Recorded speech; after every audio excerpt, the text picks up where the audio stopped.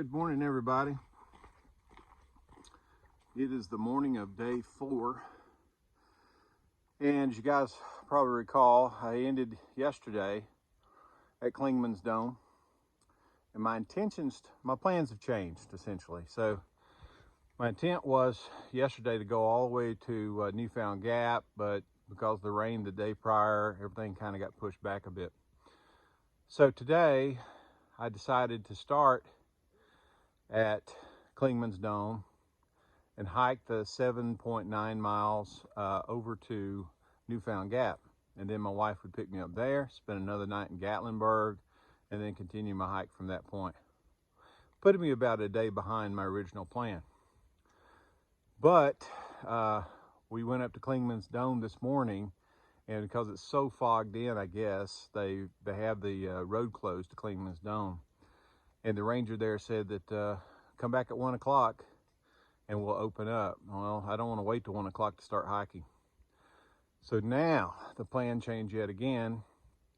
I just left the parking lot at Newfound Gap, and I'm gonna hike southbound to Klingman's Dome. And I get the joy of climbing Klingman's Dome twice in 2 days, once from coming northbound, the second going southbound. So I'm gonna end the day at Klingman's Dome, and by the time I get there, then of course the road will be open. At least that's the plan, and my wife will drive up there and pick me up. So I can't let the day slide by, because I think it's supposed to start raining around 3, so I don't want to wait. So I want to go ahead and get it done this morning. So unfortunately I get to climb some more today, when I thought it was all going to be downhill, but looks like it's all uphill.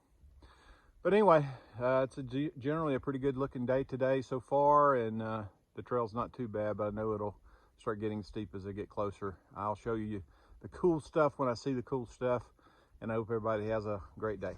Talk to you soon.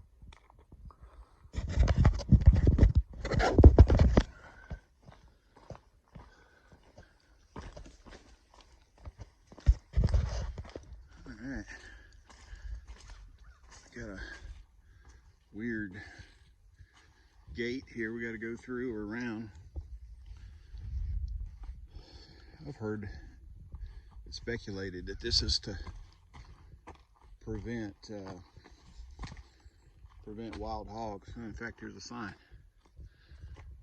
It says this is one of approximately 20 special sites that have been identified for fencing against the wild hog. It's been present since the 50s. So anyway, you can read that, but there's plenty of sign of wild hog up here, I can tell you that for sure. And maybe this is somehow a way to keep them on one side of the fence or the other. But I got bad news for them. They're definitely on the left side of the fence, so I'm not sure how well this this whole idea worked out. So anyway, good intentions. Found some nice downhill, which is almost as good as a view for me, to be honest with you. It's just nice to find a nice clean trail and not a huge upgrade, incline. So it's good. Let's talk about wildlife. And I've seen plenty of sign of wild hog here just outside the park or at the base of the mountain. It's not uncommon to see elk. They released elk into North Carolina. I mean, there was elk here hundreds of years ago, but they just became extinct, and they were reintroduced several years ago, and the population continues to grow. I've never seen anybody capture a picture of one on the Appalachian Trail, but I imagine as their numbers continue to grow, someday they'll find their way up here, and who knows, you may see them on a regular basis on YouTube. So we'll see about that. And this area is also known for bears. I haven't seen any bears on the trail in this section before. I did encounter a bear back in Hiawassee, Georgia, year before last. But we did see a bear last night. So after my wife picked me up, We were going to the hotel and we saw a bear beside the road. In fact, I think she got a picture, and if so, I will add it in right here.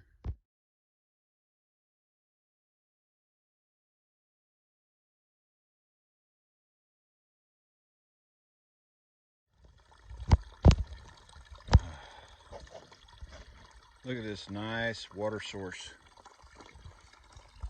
coming out of a crack in a rock on the side of a mountain. I really didn't need water, but I went ahead and topped off with some of that, so it's pretty good stuff. I'm currently about 3 miles in, and that means I've got a little over 4 miles left. And I've been pleased, actually. I've been some uphills, but a lot of kind of meandering side hill kind of stuff, so it's not been that bad. I know I'll end with a pretty good climb, have to, but overall it's been a really nice hike thus far. So we'll see as we get closer to the top.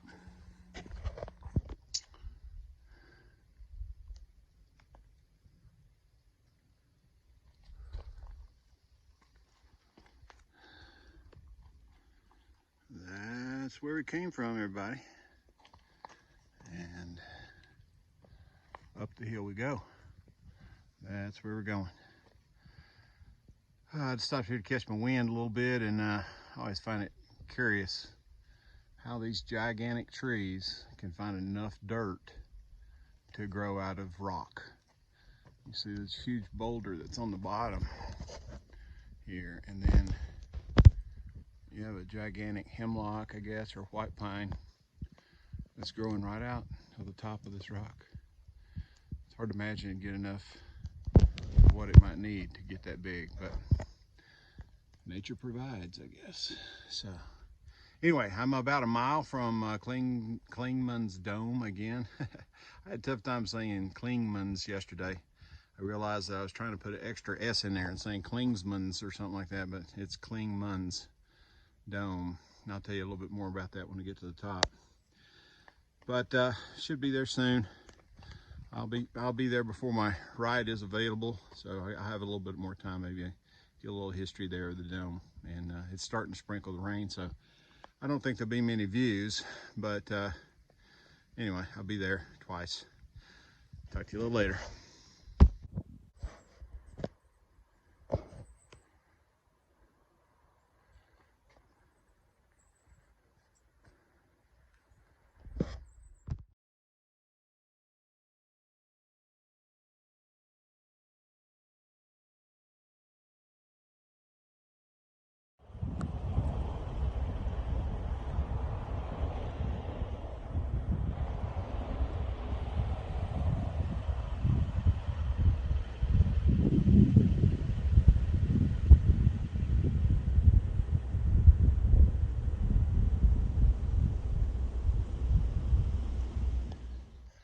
All right, folks. I'm here again. Same place, same results, maybe worse. Very clouded, very fogged in. I might go to the top just to say I did, but I assure you there'll be no views.